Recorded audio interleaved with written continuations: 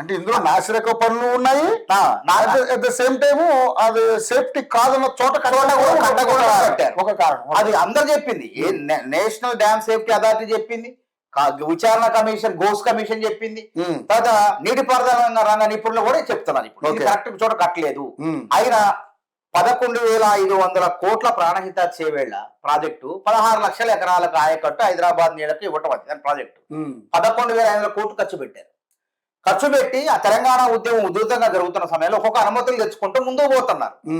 అక్కడ నీటి లభ్యత ఉంది, అంతా ఉన్నది. కానీ నీటి లభ్యత లేదని చెప్పి ఉత్త అబద్ధం ఆడి సాకు చెప్పి దాని ప్రాజెక్ట్ డిజైన్ మొత్తం మార్చేసి ఎత్తిపోతల పథకం అంటే 800 అడుగుల పైన ఎత్తు నీళ్ళు ఎత్తిపోసి మనం తిప్పిపోయాలి.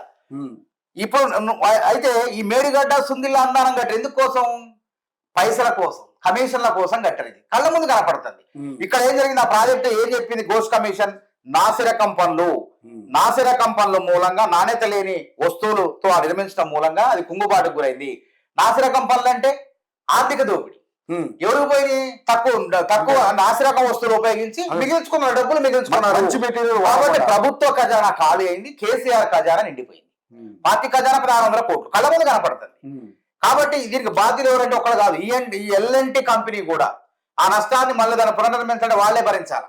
కేసీఆర్ ఇంజనీర్లు అని చెప్పారు. ఇంకో విషయం చూడండి, ఈ కాళేశ్వరం ప్రాజెక్ట్ లో 3 అవినీతి తిమ్మింగ ఆ చేపలు జైల్లో ఉన్నాయి. వాళ్ళు నమోదై జైలుకు పోయారు. ఈఎన్సీ మురళీధర్రావు. ఆదాయానికి మించిన ఆస్తులు ఈ కాళేశ్వరం ప్రాజెక్ట్ లో కూడబెట్టుకున్నటువంటి కమిషన్ రూపంలో తెచ్చుకున్నటువంటి అక్రమ నిర్మాణంలో సంపాదించిన డబ్బులు మొత్తం కూడా దక్కిస్తారా వేసి వాళ్ళు జైల్లో పెట్టారు. ఇప్పుడు ఆయన దగ్గర మొత్తం కలిపి, ఆయన దగ్గర హరిరామ్ ఒకే ఇంజనీర్, ఆయన దగ్గర నూనె సేదర్ ఈ మోటార్ల దగ్గర ఉండే ఆయన దగ్గర మొత్తం కలిపితే 1000 కోట్లు దొరికినాయి. అంటే ఇంజనీర్ల దగ్గర 1000 కోట్లు దొరికినాయి. మరి మిగతా అసలు దగ్గర ఒకరి దగ్గర ముగ్గురు కలిపి 1000 కోట్లు దొరికినాయి.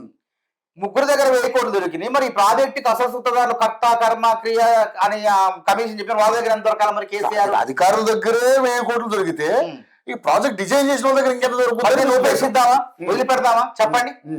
చేయలేదన్నావా? కళ్ళ ముందు సాక్ష్యాలు కాబట్టి విషయం ఉన్నది సార్. దీన్ని మనం వీళ్ళని ఏమన్నా అర్థం కావట్లేదు.